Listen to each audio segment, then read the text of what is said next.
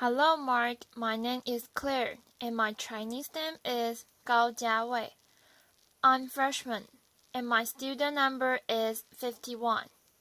The speech title is Why I Live in Mortal Dread of Public Speaking, and the speaker is Megan Washington. I didn't know when I agreed to do this whether I was expected to talk or to sing, but when I was told that the topic was language, I feel that I had to speak about something for a moment. I have a problem. It's not the worst thing in the world. I'm fine. I'm not on fire.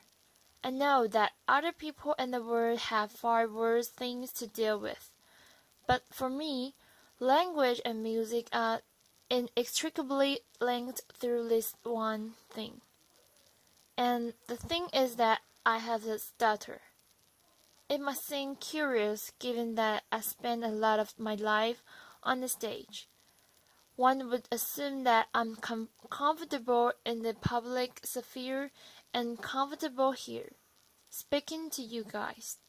But the truth is that I have spent my life up until this point and including this point, living in mortal dread of public speaking. Public singing, whole different thing. Laughter. But we will get to that in a moment. I have never really talked about it before so explicitly. I think that that's because I have always lived in the hope that when I was a grown-up, I would have one. I wouldn't have one. I sort of lived with this idea that when I'm grown, I will have learned to speak French, and when I'm grown, I will learn how to manage my money. And when I'm grown, I won't have a stutter. And then I will be able to public speak and maybe be the prime minister, and anything's possible, and laughter. So I can talk about it now because I have reached this point. Where? I mean, I'm 28. I'm pretty sure that I'm grown now. Laughter. And I'm an adult woman who spends her life as a performer with a speech impediment, so I might as well come clean about it. There are some interesting angles to having a stutter. For me, the worst thing that can happen is meeting another stutterer. Laughter. This happened to me in Hamburg. When this guy we met and he said, "Hello, my name is Joe," and I say, "Oh, hello, my name is Mac." Imagine my horror when I realized he thought I was making fun of him. Laughter. People think I'm drunk all the time. Laughter. People think that I've forgotten their name when I hesitate before saying it.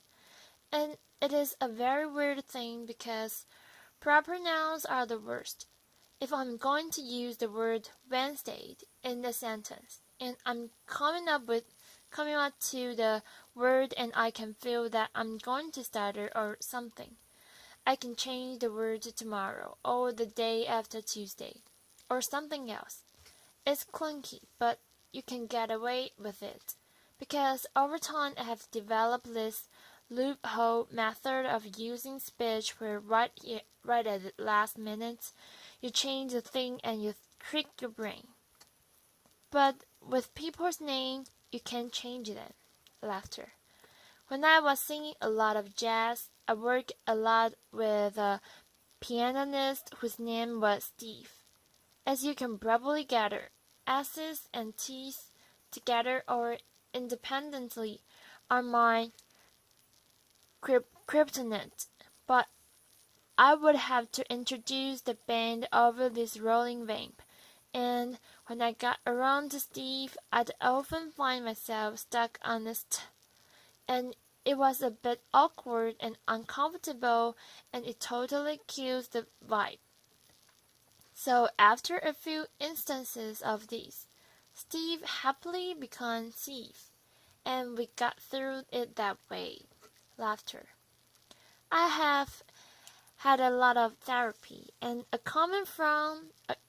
common form of treatment is to use this technique that's called smooth speech, which is where you almost sing everything that you say. You kind of join everything together in this very sing-song, kindergarten teacher way, and it makes you feel very serene, like you have had lots of Valium and everything is calm. Laughter. That's not actually me, and I do use that. I do use it when I have to be on panel shows or when I have to do radio interviews, when the economy of art time is paramount. Laughter. I get through it that way for my job, but as an artist who feels that their work is based solely on a platform of honesty and being real, that feels often like cheating. Which is why before I sing, I wanted to tell you what singing means to me. It's more than making nice sounds, and it's more than making nice songs. It's more than feeling no or understood. It's more than making you feel the things that I feel. It's not about mythology or mythologizing myself to you. Somehow, through some miraculous synaptic function of the human brain, it's impossible to stutter when you sing.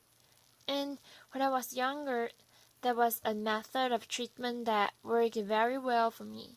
Sing, so I did it a lot, and that's why I'm here today. Applause. Thank you. Singing for me is sweet relief. It is the only time when I feel fluent. It is the only time when what comes out of my mouth is comprehensively exactly what I intended. Laughter. So I know that this is a TED Talk, but now I'm going to TED sing. This is a song that I wrote last year. Thank you very much. Thank you. Applause. Piano. I would be a beauty, but my nose is slightly too big for my face, and I would be a dreamer, but my dream is slightly too big. Fill this space, and I would be an angel, but my halo, it pales in the glow of your grace, and I would be a joker, but that card looks silly when you play. Your act, I'd like to know. Are there stars in hell?